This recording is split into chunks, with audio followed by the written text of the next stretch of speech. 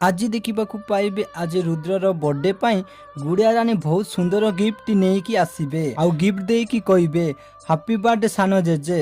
ତାପରେ ରୁଦ୍ର କହିବେ ଏଇ ଗିଫ୍ଟଟା ବହୁତ ବଢିଆ ହେଇଛି, ଠିକ ଆମ ଗୁଡିଆ ରାଣୀ ପରି। ତାପରେ ବୁଲବୁଲ ଦେବୀ କହିବେ ଆରେ ରୁଦ୍ର ଛୋଟ ପିଲା ହେଇଛନ୍ତି ନା କ'ଣ, ତାଙ୍କ ପାଇଁ ଖେଳନା ନେଇକି ଆସିଛୁ। ପୁଣି କହିବେ ଦେଖୁଛ ସମସ୍ତେ ଏଡ଼ିକି ବୋକା ଛୁଆଟିଏ ରୁଦ୍ରଙ୍କ ସହିତ କେମିତି ଜକ୍ କରୁଛି। ତାପରେ ଗୁଡିଆ କହିବ ନାଇଁ ଜେଜେମା, ଇଆ ଖେଳନା ନୁହେଁ, ଏଇଟା ଚଷମା ରଖିବା ଷ୍ଟାଣ୍ଡ। ଆଉ ଏପଟେ ବହୁତ ଦିନ ପରେ ସୁନେନା ସମସ୍ତଙ୍କ ପାଇଁ କ୍ଷୀରି ତିଆରି କରିବେ ଆଉ ବିବେକକୁ କହିବେ ବିବେକ ବାବୁ ତମ ପାଇଁ ଆଜି ମୁଁ ବିନା ମିଠାରେ କ୍ଷୀରି ତିଆରି କରିଛି। ତାପରେ ବିବେକ ମଜାରେ କହିବେ କିନ୍ତୁ ମୁଁ ଆଜି ମିଠା କ୍ଷୀରି ଖାଇବି।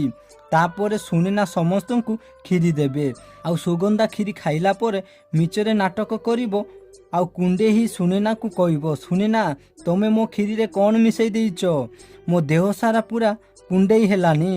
ତ ଦର୍ଶକ ବନ୍ଧୁ ଏଇ କାମ କ'ଣ ପ୍ରିୟାର ହେଇଥିବ କି? ତାହେଲେ କମେଣ୍ଟ କରି ୟେସ୍ ଲେଖ। ତ ଆଜି ବୋଲି କିଛି ଜବରଦସ୍ତ ସିନ୍ ଦେଖିବାକୁ ପାଇବେ।